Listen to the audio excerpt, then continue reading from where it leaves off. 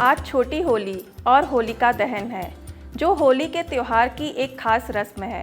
होली फागुन मास की पूर्णिमा तिथि को आती है। इस त्योहार की जड़ें हिंदू धर्म से जुड़ी हैं, लेकिन आज यह त्योहार अपने धार्मिक बंधनों से आज़ाद होकर हर किसी की ज़िंदगी में नया रंग लाता है। गुलाल और ढेरों रंगों के साथ परिवार और मित्रों से मौज मस्ती इस दिन का अहम हिस्सा बन चुका है। होली संस्कृत भाषा का शब्द है, जो मूल रूप से हिरण्यकश्यप की बहन होलिका से जुड़ा है। होलिका दहन को लेकर बिहार का पूर्णिया जिला प्रसिद्ध है, क्योंकि माना जाता है कि इसी जगह होलिका का दहन हुआ था। होलिका दहन होली से एक दिन पहले मनाया जाता है। इसके पीछे एक पौराणिक कथा है। हो सकता है अपने बचपन में या कभी न कभी आपने भी हिंदुओं के धार्मिक ग्रंथ पुराण की ये कथा सुनी हो। हिरण्यकश्यप नाम का एक दैत्य राजा था। वो बहुत पराक्रमी और शक्तिशाली था। पत्नी कयाधु से उसे प्रहलाद नाम का एक पुत्र था।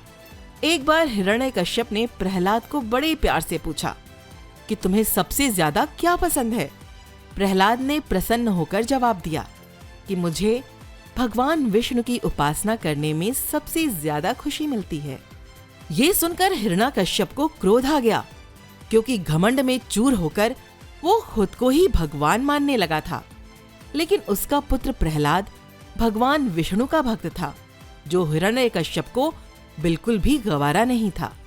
वो नहीं चाहता था कि उसका पुत्र भगवान विष्णु की आराधना करे। लेकिन प्रहलाद अपने पिता की बात नहीं मान पाए, क्योंकि वो जन्मजात विष्णु भक्त थे। जब उनकी मां गर्भावस्था में थी, तभी नारद उन्हें आश्रम लेकर आए थे, जहां वो भगवान की भक्ति, कीर्तन और आत्मनिवेद की विद्या मां के गर्भ में ही सीख चुके थे। क्रोधित हिरण्यकश्यप ने अपने दैत्य सैनिकों को प्रहलाद को मारने का आदेश दिया। उसे विष दिया, उस पर तलवार से प्रहार किया। विषधरों के सामने छोड़ा गया, हाथियों के पैरों तले कुचलना चाहा, पर्वत के नीचे फेंकवाया, लेकिन ईश्वर की कृपा से प्रहलाद का बाल भी बांका नहीं हुआ। तब हिरण्यकश्यप ने अपनी बहन होलिका को बुलाया।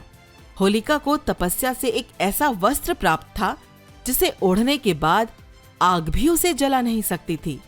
इसीलिए उन्होंने प्रहलाद को जलाकर मारने का फैसला किया। एक दिन वो अपने वरदान का दुरुपयोग कर हरि भक्त प्रहलाद को अपनी गोद में लेकर जलती चिता में बैठ गई। कहा जाता है कि सिर पर ओढ़ा हुआ उसका वो दिव्य वस्त्र उड़ गया और वो जलकर राख हो गई। लेकिन विष्णु भगवान के आशीर्वाद के चलते प्रहलाद को कुछ नहीं हुआ। इसी याद में होली के दिन लोग आग जलाकर होलिका दहन मनाते हैं।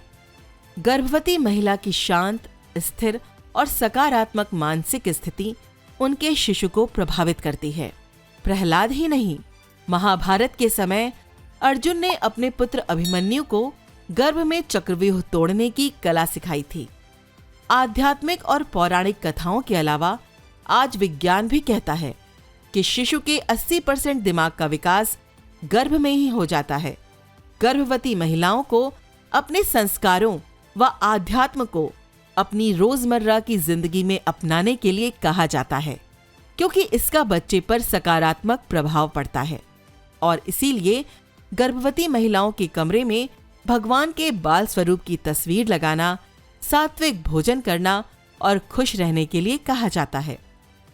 माना जाता है कि बिहार के सिकलीगढ़ में आज भी वो जगह मौजूद है जहां होलिका चली थी। वहां माणिक्य खंभा आज भी मौजूद है, जिससे भगवान विष्णु नरसिंह अवतार में प्रकट हुए थे और हिरण्यकश्यप का वध किया था। होली एक ऐसा त्योहार है जो सभी उम्र के लोगों को एकता और समानता की भावना से जोड़ता है। हालांकि आज ईमेल, व्हाट्सएप, टेक्स्ट और सोशल मीडिया जैसे तकनीकी उपकरण लोगों के बीच बातचीत का मुख्य जरिया बन चुके हैं, जिन्हें अक्सर हम हर त्योहार पर अपनों को संदेश भेजने के लिए इस्तेमाल करते हैं। होलिका दहन बुराइयों को खत्म करने का प्रतीक है।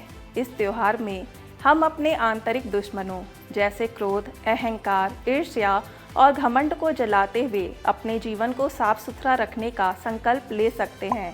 कमाल की बात है कि अंग्रेजी शब्द होली का मतलब भी पवित्रता है। आइए इस होलिका दहन पर नकारात्मकता और बुराई को जला दें और होली की इस रंगीन नई शुरुआत का स्वागत करें। द रेवोल्यूशन देशभक्त हिंदुस्तानी की ओर से आप सभी को होलिका दहन की हार्दिक शुभकामनाएं।